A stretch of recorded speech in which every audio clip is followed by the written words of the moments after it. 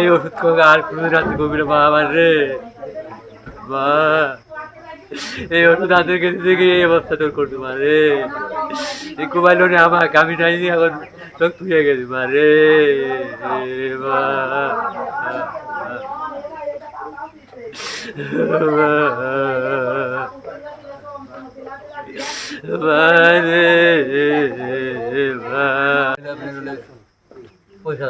বছরে 25,000, 1 লাখে লাখ 50,000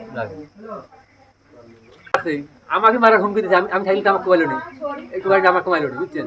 মানে আমি তোমার মনে যে মাইক ওষুধ আনতে গেছি, আমি মাইক থেকে ভালো মানুষ থেকে গেছি, ওই দরজা উদাম করছি। আর আইসে দেখি ওই দরজা উদাম, এই দরজা উদাম, আর কাপড় চোপড় সবাই ফেলেন। আপনি কি কাকু সন্দেহ করেন? সন্দেহ করবো? আমাকে মারা হুমকি দিছে, আমাকে মারার হুমকি দিছে। আমাকে মারলে কি হবে? ওনার নাম কি? আলাল, আলাল কবির, আবার হলে হাসেম। কি করে ওরা? সুদের ব্যবসা করে মহাজন? এটা কি আপনারা খবিরের দুইটা আলাল হাসেম সব সময় ডিরেক্ট দি থাকে, আরো 2 দিন 3 দিন এরকম কুবাতায় সেই গেটে খাড়া থাকছে, পারেনি। আর আজকে খালি বাড়ি পায়ে আমার শাশুড়ি এরম করে কুপাইছে। কত টাকা?